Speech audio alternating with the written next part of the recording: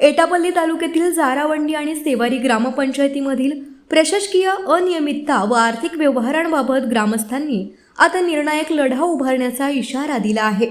अनेक वेळा निवेदने, तक्रारी आणि पाठपुरावा करूनही संबंधित यंत्रणेकडून कोणतीही ठोस कार्यवाही होत नसल्याचा आरोप करत ग्रामस्थांनी 14 जुलैपासून पंचायत समिती कार्यालय एटापल्ली समोर संयुक्त बेमुदत उपोषण करण्याची घोषणा केली आहे। या आंदोलनामुळे तालुक्यातील प्रशासकीय यंत्रणेवर दबाव वाढण्याची शक्यता व्यक्त होत आहे।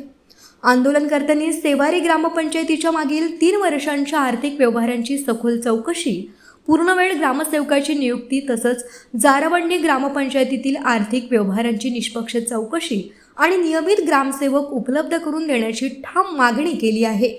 मागण्यांवर लेखी स्वरूपात स्पष्ट निर्णय मिळाल्याशिवाय उपोषण मागे घेतलं जाणार नसल्याचा निर्धार ग्रामस्थांनी व्यक्त केला असून आता प्रशासन या आंदोलनाची कितपत गंभीर दखल घेते याकडे संपूर्ण एटापल्ली तालुक्याचं लक्ष लागलं आहे। लोकराज्य टीव्ही न्यूज करिता शशांक नामेवार, तालुका प्रतिनिधी, एटापल्ली।